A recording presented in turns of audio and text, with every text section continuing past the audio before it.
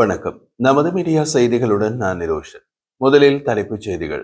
Russia Belarus ராணுவ பயிற்சியில் கலந்து கொண்டு இந்தியா. தீவிரவாதிகளின் இறுதிச் சடங்கில் கலந்து கொள்ள உத்தரவிட்டு பாகிஸ்தான் தளபதி. ஏர் இந்தியா விபத்து தொடர்பாக அமெரிக்க நீதிமன்றத்தில் வழக்கு. ஆப்கானிஸ்தானில் ஃபைபர் ஆப்டிக் இணைய சேவைக்கு தாலிபான் தடை. நேபாளத்தில் ராணுவ முகாமிலிருந்து வெளிப்பட்ட முன்னாள் பிரதமர் ஹே.பி. சர்மா ஒலி. ஆளற்ற விமான அவசியம் பற்றி அறிவித்த ராணுவ தளபதி. ஏர் இந்தியா எக்ஸ்பிரஸ் விமானத்தில் மீண்டும் என்ஜின் கோளாறு. இந்தியா மீதான டிரம்பின் 25% வரி நவம்பர் 30 நீக்கம். இனி விரிவான செய்திகள். ரஷ்யா பெலரூஸ் நடத்திய சபா 2025 ராணுவ பயிற்சியில் இந்தியா 65 ராணுவ துருப்புகளை அனுப்பியது. அணு ஆயுத ஒத்திகைகள் உள்ள இந்த பயிற்சி நேட்டோ நாடுகளுக்கு அருகில் நடக்கவே சர்வதேச கவனத்தை ஈர்த்தது. இந்த பயிற்சியில் ரஷ்யா, பெலரூஸ் தவிர வங்கதேசம், நைஜர், ஈரான், தஜிகிஸ்தான் ஆகிய நாடுகள் பங்கேற்றன. சர்வதேச ராணுவ ஆய்வாளர்கள் இது ஐரோப்பாவுக்கு அச்சுறுத்தலை ஏற்படுத்தும் நோக்கத்துடன் திட்டமிடப்பட்டதாக கருதுகின்றனர். இந்தியா பங்கேற்புடன் ரஷ்யாவுடன் நீண்டகால ராணுவ உறவை பலப்படுத்துகிறது. இருப்பினும் நேட்டோ மற்றும் அமெரிக்கா இதை கவலையுடன் எதிர்கொள்கின்றனர். அமெரிக்கா இந்தியாவுக்கு எதிராக 50% வரியை விதித்தாலும் இந்தியா ரஷ்யாவிடமிருந்து எண்ணெய் வாங்குவதை நிறுத்தவில்லை. மொத்தத்தில் சபா 2025 பயிற்சி இந்தியா ரஷ்யா உறவை வலுப்படுத்தும் முயற்சி என்றும் மேற்கத்திய நாடுகளுடன் குறிப்பாக அமெரிக்காவுடன் உள்ள உறவுகளை சிக்கலான நிலையில் வைத்திருக்கிறது என்றும் பார்க்கப்படுகிறது. ஜெய்சி முகமது தலைவர் இலியாஷ் காஷ்மீரி இந்தியா நடத்திய சிந்தூர் தாக்குதலில் கொல்லப்பட்ட தீவிரவாதிகளின் இறுதி சடங்கில் பங்கேற்க உத்தரவிட்டவர் பாகிஸ்தான் ராணுவ தளபதி அசீம் முனிர் தான் என்று தெரிவித்துள்ளார். இலியாஸ் வெளியிட்ட வீடியோவில் கூறப்பட்டதன்படி பாகிஸ்தான் ராணுவ தலைமையிடம் படியான உத்தரவின் நாட்டுக்காக உயிர் தியாகம் செய்தவர்களுக்கு இறுதி மரியாதை செலுத்த ராணுவ அதிகாரிகள் செல்ல வேண்டும். படை தளபதிகள் இறுதி சடங்கில் சீருடை அணிந்து மரியாதை செலுத்த வேண்டும் என்று கூறப்பட்டதாக தெரிவிக்கப்பட்டுள்ளது. இந்த வீடியோ சமூக வலைதளங்களில் வைரலாகியுள்ளது. திகார் சிறையிலிருந்து தப்பி நேரடியாக பாகிஸ்தான் சென்ற மௌலானா மசூத் ஆசார் பாகிஸ்தானின் பாலகோட் மாகாணத்தில் முகாம்கள் அமைத்து மும்பை மற்றும் டெல்லி தாக்குதல்கள் உட்பட பல தீவிரவாத திட்டங்களை இயக்கியுள்ளார் என்றும் இலியாஸ் கூறியுள்ளார். சமூக வலைதளங்களில் பரவிய வீடியோவில் லக்ஷர் இ தொய்பா துணை தளபதி சைஃபுல்லா ஹசூரி பகல்காம் தாக்குதலின் மூளையாக இருந்தார் என்று குறிப்பிடப்பட்டுள்ளது. அத்துடன் இந்தியாவையும் பிரதமரையும் எச்சரிக்கை மிரட்டலும் பதிவாகியுள்ளது. ஆபரேஷன் சிந்தூரில் தரைமட்டமாக்கப்பட்ட முரித்கி தீவிரவாத முகாம்களை பாகிஸ்தான் அரசு மற்றும் ராணுவம் நிதியுதவி மூலம் மீண்டும் கட்டமைக்க உதவியுள்ளதாகவும் குறிப்பிட்டுள்ளார். எதிரிகள் நாங்கள் சக்தி இழந்துவிட்டதாக எண்ணக்கூடாது என்றும் ஒவ்வொரு நடவடிக்கைக்கும் பதிலடி தரப்படும் என்றும் பேசியுள்ளார். குஜராத் மாநிலம் அகமதாபாத் விமான நிலையத்திலிருந்து கடந்த ஜூன் 12 லண்டன் நோக்கி புறப்பட்ட ஏர் இந்தியா பயணிகள் விமானம் புறப்பட்ட சில நிமிடங்களிலேயே விபத்துக்குள்ளானது. விபத்தில் சிக்கிய போயிங் 7878 ட்ரீம் லைனர் வகை விமானத்தில் மொத்தம் 242 பேர் பயணம் செய்தனர்.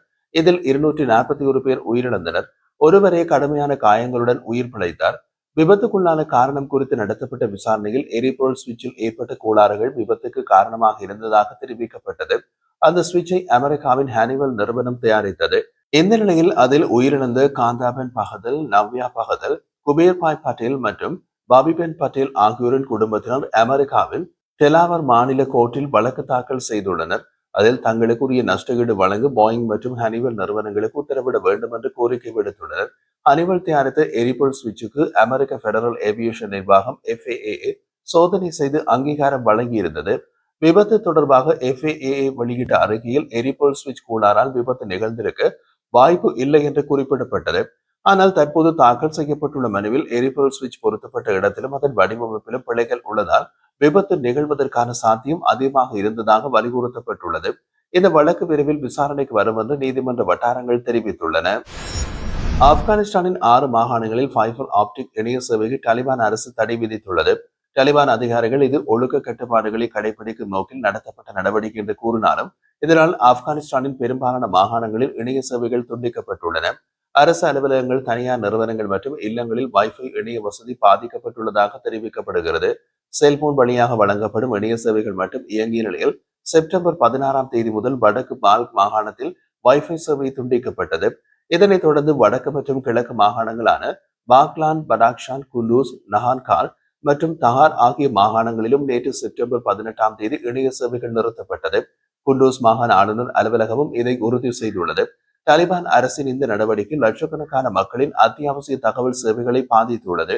பேச்சு சுதந்திரம் மற்றும் ஊடக பணிகளுக்கு அச்சுறுத்தலாக அமைந்துள்ளதாக ஆப்கானிஸ்தானின் ஊடக அமைப்புகள் கண்டனம் தெரிவித்துள்ளன. நேபாளத்தில் பதவி விலகிய முன்னாள் பிரதமர் KP சர்மா ஒலி சுமார் 9 நாட்களாக தங்கியிருந்த ராணுவ முகாமை விட்டு வெளியேறி பக்தாபூர் குண்டூர் பகுதியில் உள்ள தனியார் வீட்டில் குடியேறியுள்ளதாக தெரிவிக்கப்பட்டுள்ளது. இப்போது அந்த வீட்டுக்கு பொதுமக்கள் அனுமதி இல்லை என்றும் அறிவிக்கப்பட்டுள்ளது. நேபாளத்தில் சமூக ஊடகங்களின் மீதான தடை மற்றும் ஆட்சியாளர்களின் ஊழல் எதிர்ப்பு போராட்டங்கள் செப்டம்பர் 9ஆம் தேதி வன்முறையாக மாறியதை அடுத்து அன்றைய பிரதமர் KP சர்மா ஒலி தனது பதவியை ராஜினாமா செய்தார். இதன் பின் நேபாள அரசு கவிழ்ந்தது. பின்னர் உச்ச நீதிமன்றத்தின் முன்னாள் தலைமை நீதிபதி சுசிலா கார்கி செப்டம்பர் 12ஆம் தேதி இடைக்கால பிரதமராக பதவியேற்றார். வன்முறையின் போது பக்தாபூர் மாவட்டத்தில் உள்ள முன்னாள் பிரதமர் சர்மா ஒலியின் வீடு மற்றும் அலுவலகத்திற்கு தீ வைக்கப்பட்ட பின்னர் ராணுவ உதவியோடு அவர் ஹெலிகாப்டர் மூலம் சிவாபுரி வனப்பகுதியில் உள்ள ராணுவ முகாமில் பாதுகாப்புடன் தங்கியிருந்தார். முன்னாள் பிரதமர் ஓலி உட்பட மூத்த அரசியல் தலைவர்கள் சிலரும் ராணுவ முகாமில் தங்கியிருந்துள்ளனர்.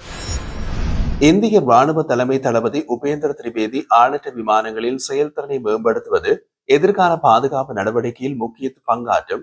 எனவே ராணுவம் இந்த துறையிலே அதிக கவனம் செலுத்த வேண்டும் என்று தெரிவித்துள்ளார். பாகிஸ்தான் மற்றும் பாகிஸ்தான் ஆக்கிரமிப்பு காஷ்மீர் பகுதியில் இருந்த தீவிரவாத முகாம்களை குறிவைத்து நடத்தப்பட்டு ஆபரேஷன் சிந்தூர் நடவடிக்கைக்கு பின் ஆளற்ற விமான தொழில்நுட்ப மேம்பாட்டில் இந்திய பாதுகாப்பு படைகள் தீவிரமாக ஈடுபட்டுள்ளன. இந்த கட்டத்தில் அருணாச்சல பிரதேசத்தில் லிகாபலியில் அமைந்துள்ள ஆளற்ற விமான தொழில்நுட்ப மையத்தை உபேந்திர திரிவேதி பார்வையிட்டார். இது குறித்து ராணுவம் வெளியிட்ட செய்தி குறிப்பில் அங்கு அவர் உரையாற்றிய போது ஆளற்ற விமானங்களின் செயல்திறனை மேம்படுத்துவது அவசியம். எதிர்காலத்தில் இந்திய பாதுகாப்பு படைகளின் தாக்குதல் திறன் பல மடங்கு உயரும் என்று அவர் வலியுறுத்தியதாக குறிப்பிடப்பட்டுள்ளது. ஏற்கனவே சென்னையில் உள்ள ராணுவ அதிகாரிகள் பயிற்சி பள்ளி, டேராடூன் இந்திய ராணுவ அகாடமி முன்னணி ராணுவ பயிற்சி நிறுவனங்களில் இதுபோன்ற ஆளற்ற விமான தொழில்நுட்ப மையங்கள் உருவாக்கப்பட்டுள்ளன. ராணுவ துருப்புகள் அனைவரும் ஆளற்ற விமானங்கள் இயக்கும் திறனை பெறும் விதத்தில் சிறப்பு பயிற்சிகள் வழங்கப்பட்டு வருகிறது. அதே சமயம் ஆளற்ற விமான எதிர்ப்பு தொழில்நுட்ப மேம்பாட்டிலும் ராணுவம் கவனம் செலுத்தி வருகிறது என்றும் தகவல்கள் தெரிவிக்கின்றன. விசாகப்பட்டினத்திலிருந்து ஹைதராபாத்திற்கு புறப்பட்ட ஏர் இந்தியா எக்ஸ்பிரஸ் விமானம் என்ஜின் கோளாறு காரணமாக அவசர கால தரையிறக்கம் செய்தது.